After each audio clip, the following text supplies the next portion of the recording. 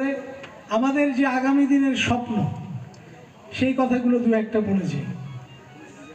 একটা হচ্ছে যে এই তেঁতুলিয়াকে একটা পর্যটক হাব বা পর্যটকের ঘাঁটি হিসেবে আমরা পরিণত করতে পারি ইনশাআল্লাহ।